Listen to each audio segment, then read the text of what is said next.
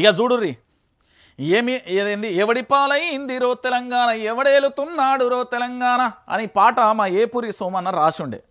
రాసినప్పుడు అందరూ సప్పట్లు కొట్టిళ్ళు, గిల్లిగజ్జలు చేసిళ్ళు, డాన్సులు చేసిళ్ళు, అందరూ చేసిళ్ళు.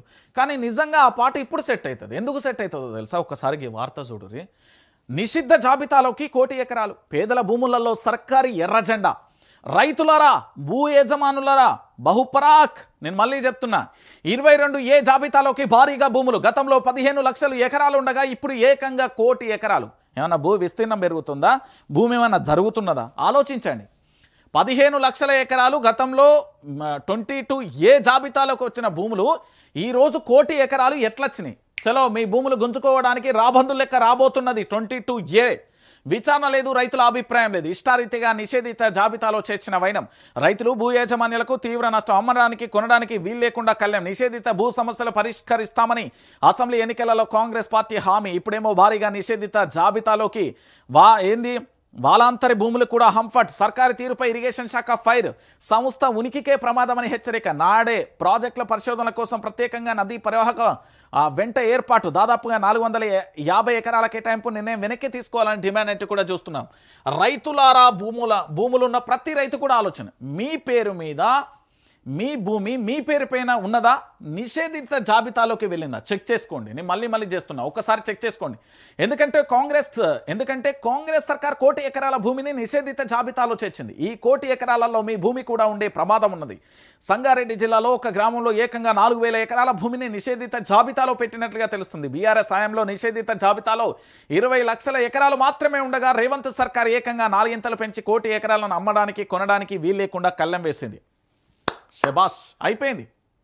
తెలంగాణ పని అయిపోయింది.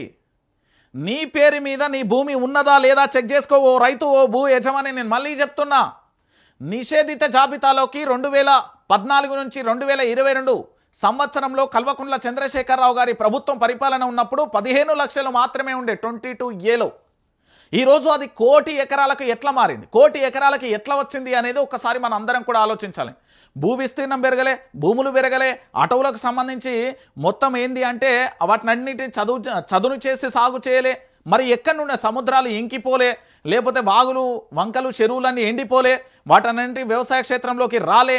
మరి నిషేధిత జాబితాలోకి దాదాపుగా 70 లక్షలకు సంబంధించిన 75 లక్షల ఎకరాలు ఎట్లొచ్చినాయి? మీ భూమి మీ పేరు మీద ఉందా లేదా చెక్ చేసుకోరు. దీని వెనుక ప్రభుత్వం మరో భారీ భూకుంభకోణానికి తెరలేపుతుందా? నిషేధితం పేరిట కోట్ల విలువైన భూములను కొల్లగొట్టేందుకు సిద్ధమవుతున్నదా? అందుకే ఇష్టారాజ్యంగా నిషేధిత జాబితాలో భూములను చేర్చిందా? ముఖ్యంగా హైదరాబాద్ చుట్టుపక్కల ప్రాంతాలపై గురిపెట్టిందా అంటే అవుననే అంటున్నాయి రెవెన్యూ శాఖ వర్గాలు. ఏం లేదు, అన్నిటినీ నిషేధిత జాబితాలో పెట్టి రావాలమ్మా రావాలి ప్రభుత్వ భూములను వేలంపాట అంటూ రకరకాలుగా కొరీలు పెట్టే ప్రయత్నం చేస్తూ ఉంటుంది. దాంట్లో భాగంగానే ఇది అయిపోతుంది. నేను మళ్ళీ చెప్తున్నా కదా, ఫైనల్గా జరిగే ఎపిసోడ్కి ఇదే. ఇంకేముంటుంది చెప్పుర్రి? 1 కోటి ఎకరాలు తెలంగాణలో ఉన్న ప్రతి రైతు, ఓ రైతు నీకు చేతులెత్తి నమస్కరిస్తున్నా. ఒక జర్నలిస్ట్గా కాదు, ఒక రైతు బిడ్డగా ఆలోచించి చెప్తున్నా.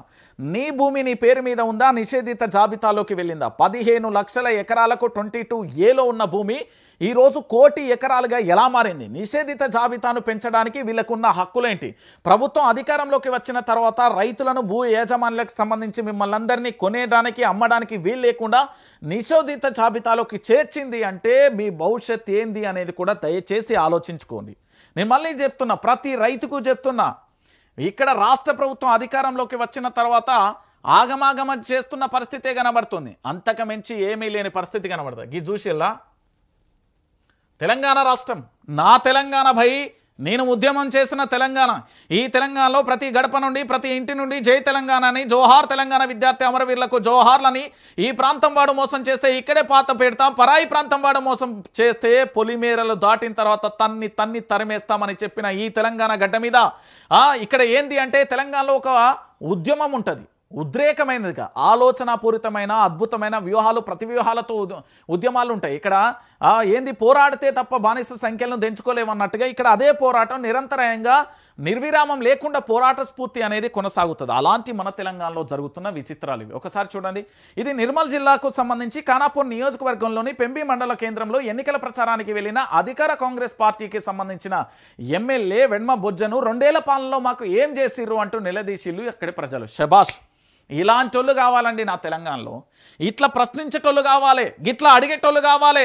నీ 6 గ్యారెంటీలు 13 అంశాలు 420 హామీలు ఏమైనా బిడ్డా నీవి గల్లబట్టి అడిగే మొగళ్ళు మగజాతి కావాలి ఈ తెలంగాణకు. ఒక్కొక్కరు ఆడవాళ్ళు మొత్తం కూడా రాణి రుద్రమాదేవి లెక్క, ఝాన్సీ బాయి లెక్క పూర్తి స్థాయిలో పోరాటం చేసేలా సమ్మక్క సార్లక్క స్ఫూర్తిని పునిగించుకొని అడిగేటోళ్ళు కావాలి నా తెలంగాణ. అడుగడుగన నిలదీయాలి, అడుగడుగున పోరాటం చేయాలి, అనువనువునుగా కూడా పోరాటం చేసేటోళ్ళు కావాలి నా తెలంగాణలో. వీళ్ళు అడిగిళ్ళు. ఇంకొకటి, ఇది వరంగల్ జిల్లాకు సంబంధించిన వర్ధన్నపేట మండలం రామ్రాద్ తండాలో ఎన్నికల ప్రచారానికి వెళ్లిన వర్ధన్నపేట ఎమ్మెల్యే నాగరాజును ప్రభుత్వం వడ్లు కొనడం లేదని, యూరియా ఇవ్వడం లేదని ఆగ్రహం వ్యక్తం చేస్తూ అడ్డుకున్న గిరిజనులు. మాజీ పోలీస్ ఆఫీసర్కే చెమటలు పట్టించిల్లు నా ప్రజలు. ఇది నా తెలంగాణ గడ్డ. ఇక్కడ పోరాటం అనేది సావదు, ఇక్కడ పోరాటం అనేది ఉండదు. ఈ గడ్డలో పుట్టిన ప్రతి ఒక్కరికి ఈ నేల తల్లి ఇచ్చే గొప్ప అదృష్టం ఏంటంటే ఉద్యమ స్ఫూర్తిని నేర్పుతుంది. తొలి అడుగు పడగానే ఉద్యమాన్ని నేర్పుతుంది. సాయం చేసుడు నాకేమైనా తీటనా, ఇక చూడుసుడు సాయం చేసుడు నాకేమైనా తీటనా. మరి ఎందుకున్నారు అంటున్న పదవులలో రాజీనామా చేయరి. నాకు క్రాస్ క్వశ్చన్లు వేయొద్దు అంటూ ఖానాపూర్ ఎమ్మెల్యే వెడమ బొజ్జ బూతులు. పెంబిలో నిలదీసిన ప్రజలపై దురుసుతనం. వడ్లు కొనరు, యూరియా ఇవ్వరా. ఆర్డీ తండాలో వర్ధన్నపేట ఎమ్మెల్యే నాగరాజును అడ్డుకొని మహిళల ఆగ్రహం వ్యక్తం చేస్తున్న రైతులు, స్థానికులు. నిర్మల్ వరంగల్ జిల్లాలో స్థానిక ప్రచారంలో 2 కాంగ్రెస్ ఎమ్మెల్యేలకు చేదు అనుభవం ఎదురైంది. ఆ అనుభవాలు ఇంకా షానుంటాయి. మీరు రుచి చూడాల్సింది కేవలం ప్రజాక్షేత్రంలోకి వెళ్ళిలు కదా. ఇప్పుడు కేవలం ప్రజాక్షేత్రంలో మంచిగా వస్తున్నారు. తర్వాత పరిస్థితులు ఇంకోలా ఉంటాయి. ఎందుకంటే మీ 6 గ్యారెంటీలు 13 అంశాలు 420 హామీలు పక్కన పెట్టినా గత ప్రభుత్వం ఇచ్చిన సంక్షేమ పథకాలు ఇవ్వకపోగా ఇప్పటికీ కూడా టార్చర్ పెడుతూ, నరకయాతన పెడుతూ రకరకాలుగా ఇబ్బందులు పెడుతున్నారు. కాబట్టి ఖచ్చితంగా మీకు సుక్కలు చూపెడతారు ప్రజలు మిమ్మల్ని వదిలిపెట్టే పరిస్థితి ఉండదన్నా. ప్రజలు మిమ్మల్ని వదిలిపెట్టే పరిస్థితి ఎక్కడా ఉండదు. ఖచ్చితంగా కూడా ఉరుకులు పరుగులు పెట్టేయకపోతే నన్ను అడుగురు. నేను చెప్తున్నా కదా, అంతకు మించి జరిగేది ఏముంటుంది?